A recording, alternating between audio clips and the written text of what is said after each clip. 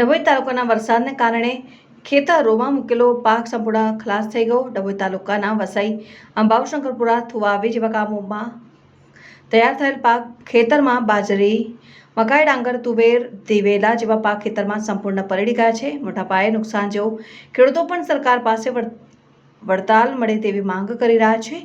ભર ઉનાળે વરસાદ આવતા ખેડૂતોને મોટા પાયે નુકસાન થયું છે। ડભોઈ શહેર તાલુકામાં સવારથી જ મુશળધાર વરસાદ 2 દિવસથી વાતાવરણમાં આવ્યો છે। પલટો તેજ ગતિથી ફૂંકાયેલા વાવાઝોડા સહિત 2 દિવસથી મેઘરાજાની એન્ટ્રીથી ચોમાસા જેવો માહોલ, જનજીવન પ્રભાવિત તેમજ ખેડૂતોની ચિંતામાં થયો વધારો, પાકનો પોષણક્ષમ ભાવ મળતો નથી તેવામાં વરસાદના આગમનથી ખેડૂતોની પડ્યા પર પાટું જેવી સ્થિતિ। કમોસમી વરસાદે ડભોઈ વિસ્તારના ખેતરો પાણીથી તરબતર થયા।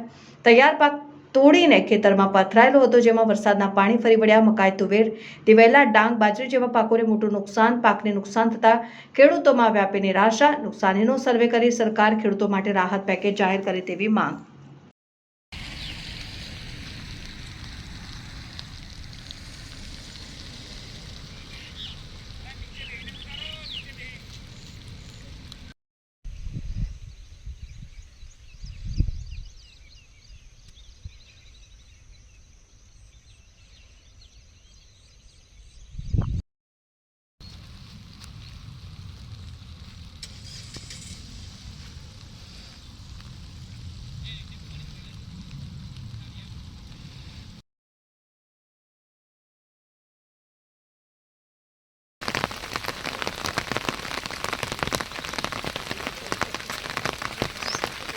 આ વિડીયોમાં શું કરવાનું?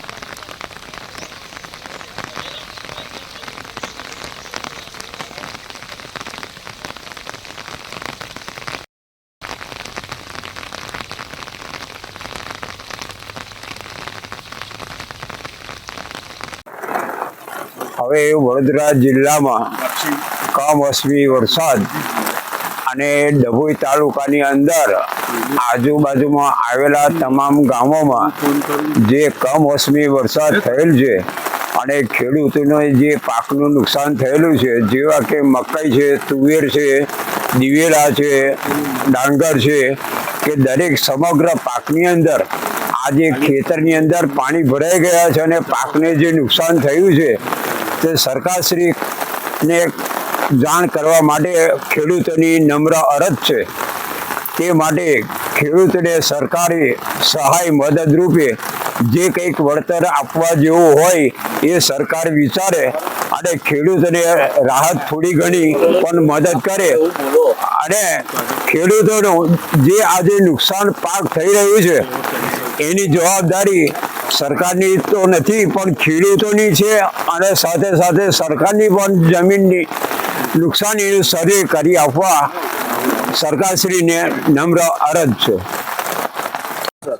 આજરોજ તારીખ 7/5/2025ના દિવસના ભર ઉનાળામાં ચોમાસા જેવી જે પરિસ્થિતિ વિકટ બની છે એ પરિસ્થિતિમાં સમગ્ર તાલુકામાં ડભોઈ તાલુકાના ખેડૂતોનો જે ખેતરમાં ઊભો માલ ને તોડીને માલ પડ્યો છે એ પાણીમાં તરતો છે, જે આ વિડીયોમાં દેખાઈ રહ્યો છે।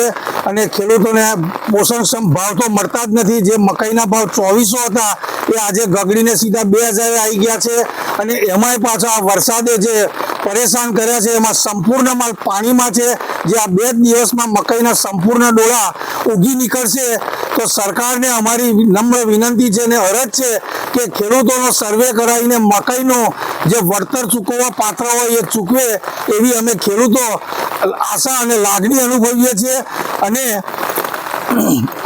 આ ખેડૂતોને આત્મહત્યા કરવાનો વારો ના આવે એવી પરિસ્થિતિ ઊભી ના થાય એ માટે સરકારે ખરેખર ખેડૂતોને મદદ કરવી જોઈએ, કારણ કે ખેડૂતો જ આ દુનિયાને જીવડાવી રહ્યા છે. જો ખેડૂતો અનાજ નહીં પકવે તો કોઈ મશીનમાં અનાજ પાકવાનું નથી અને સમગ્ર જનતા કંઈ જીવવાની નથી. એટલે સરકારને ખાસ રજૂઆત છે અને વિનંતી છે કે ખેડૂતોની મદદ કરે અને વળતર ચૂકવે એવી અમે સંપૂર્ણ ખેડૂતો થુવાઈના આશા રાખી રહ્યા છે.